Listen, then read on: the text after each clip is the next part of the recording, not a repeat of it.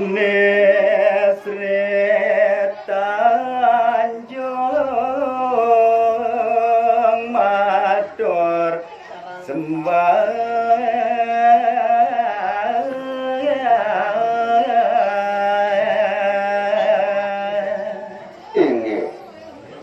riwaune sapunika penyawis dane Patih Sidapaksa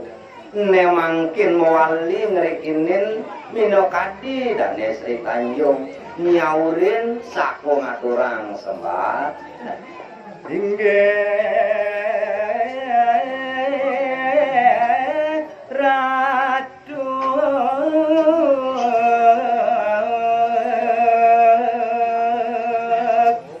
yang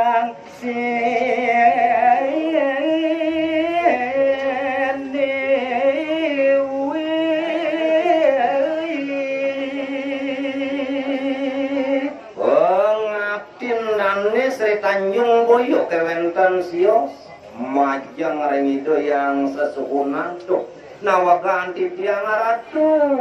itu sang yang widiwasa ledang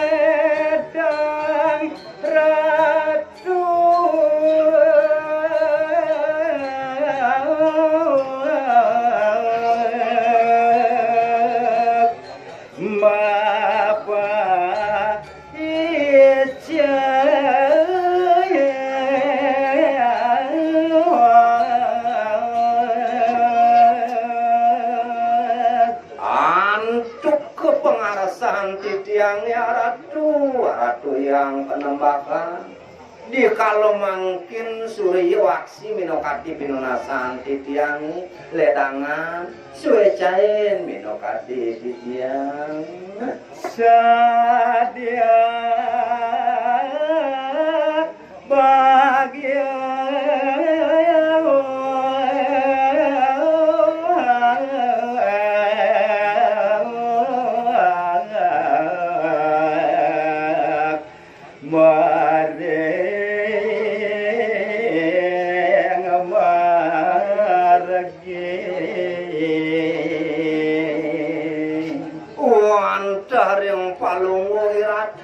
titiang nyuk serakang kapas weca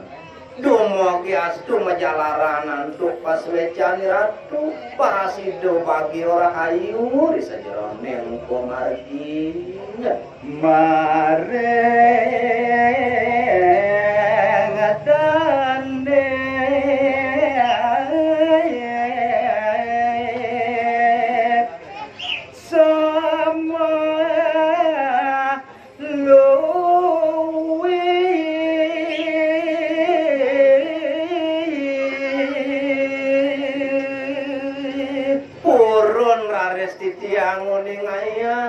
yen diamone tresno asih titiang majeng ring kapining somak titiang pinaku sesunan ayo wakti buat kapisatian somak titiang ya ratu ngemban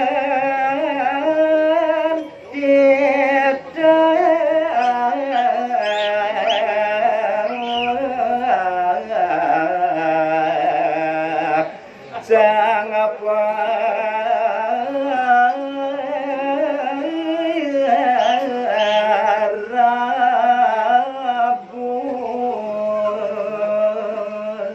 manut ring sesanan sang marago nyarago rikiring jagat sindu pemekas ya soma titiangi di kalaning ketidak antuk itu sang Serinarendra pemekas ngemban utusan itu sang Prabu Sidapaksa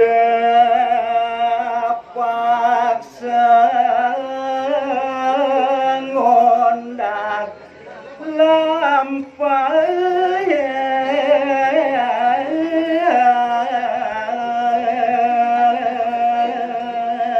kawiwitin antuk kuen tenan ieu dane Patih Sidapaksa mangkin risampune puput membeli bagan ngeradis dan lumampat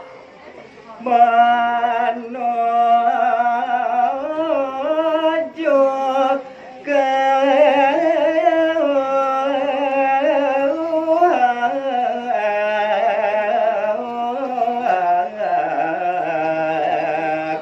jroning puri kapikar sayang pisan buat parindikan sang marago kusanduk punika sane mekon ide sane nitah apang parasida raris dane sida paksa tangkil kapulian banjak liyo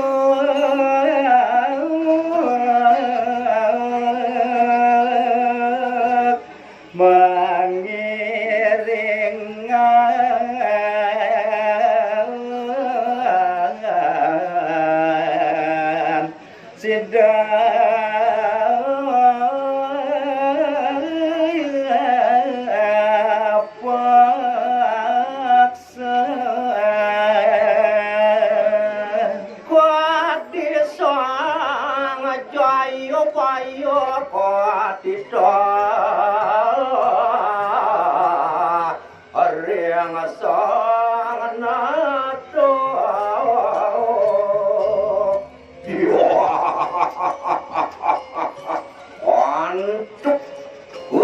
nyanan keluikan itu dan berpakit sido paksu digelis nemangkin lumampak kairingan tuh karo panjak itu nih